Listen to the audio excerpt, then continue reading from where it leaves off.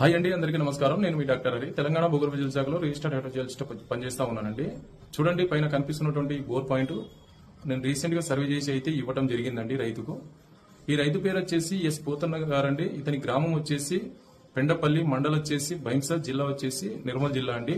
అంటే ఇది నిర్మల్ జిల్లా కేంద్రం నుండి బైంసాకు వెళ్లే మార్గ మధ్యంలో హైవే కానుకుని 10 ఎకరాల భూమి ఉంటుందండి ఈ రైతుకు.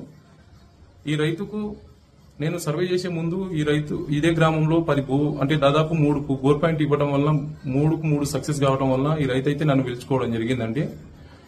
డీటెయిల్ గా సర్వే చేసి అయితే ఈ రైతుకైతే ఇవ్వడం జరిగింది. ఇక్కడ లోకల్ జియాలజికల్ కండిషన్ ఎలా ఉందనంటే కంప్లీట్ ఇది బసాల్ట్ శిలా అంటామండి.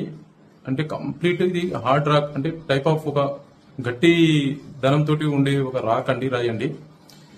ఈ రాయిలో ఎలాంటి పొరాసిటీ గానీ పర్మిబిలిటీ గానీ ఇక్కడ యాక్టివ్ యాక్ఫైర్ తక్కువ ఉంటుందండి. ఈ బసాల్ట్ శిల గురించి నేను గతంలో దాదాపు ఒక 5 నుంచి 6 వీడియోలు అయితే నా యూట్యూబ్ ఛానల్ పెట్టడం జరిగిందండి. ఇదే నిర్మల్ జిల్లా కేంద్రం మీద, అంటే ఈ జిల్లా సంబంధించిన జియాలజీ మీద మీరు బ్యాక్ వెళ్ళి చూడొచ్చు నా యూట్యూబ్ ఛానల్లో. సో ఈ రైతుకు ఇదే పొలంలో గతంలో 10 బోర్లు ఫెయిల్ కావడం జరిగిందండి. ఫెయిల్ అవ్వడం వల్ల నేను డీటెయిల్ గా సర్వే అయితే చేయడం జరిగిందండి. కంప్లీట్ ఇది 10 ఎకరాల భూమి. 10 ఎకరాల భూమిలో 2 పాయింట్లు అయితే రైతుకి ఇవ్వడం జరిగిందండి. రెండిట్లో మొదటి పాయింట్ అండి ఇది.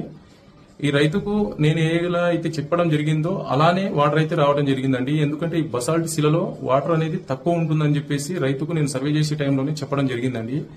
ఇక్కడి అంటే ఎందుకు తక్కువ ఉంటుందంటే ఇది షాలో టేబుల్ వాటర్ లేదంటే డీపర్ జోన్ లో ఉంటుందండి. ఈ లోకల్ రైతులు అయితే డీపర్ జోన్ లో వెళ్లే అవకాశాలు అయితే తక్కువ ఉండే. ఇక్కడ ఇది షాలో టేబుల్ లోనే ఉంటుంది కనుక నేను 200 ఫీట్ల వరకే రికమెండ్ చేయడం జరిగింది. ఇది 170 నుంచి 200 మధ్యలో వచ్చినటువంటి ఈ వాటర్ అండి.